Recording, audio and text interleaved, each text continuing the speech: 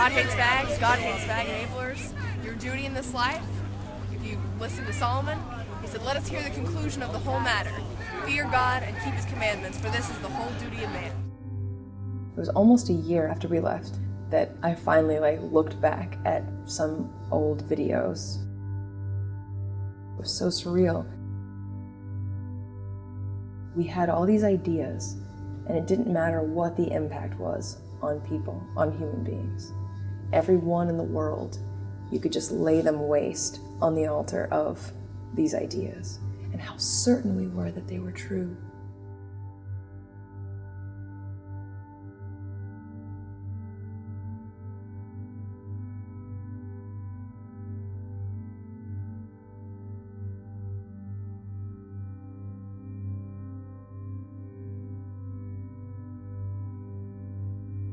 Thank God for September 11. He gave you that warning and space to repent. You people of Sodom just rebel more. This land will be a desolation. Isaiah 1. I thought, this is great. This is proof that God is punishing this nation, and maybe now people will listen to us. Now they'll understand that they've done these things to incur the wrath of God, and that's why this is happening. When you believe that, you have this view of humanity as essentially, most of it, worthless, just entirely worthless and deserving of complete destruction, which is part of why we were celebrating those things, those tragedies.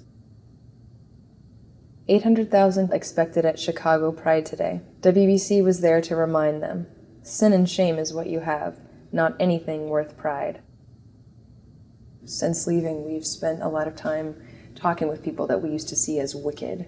And, it was us versus them. And we didn't want anything to do with the them. And when you come at it with that perspective, you're not really seeing them as they are. You're seeing this projected image that you kind of put on them.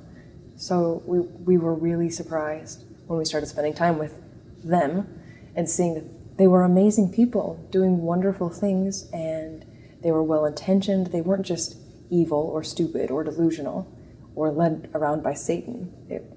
They're just people trying to live their lives and trying to do what they think is right.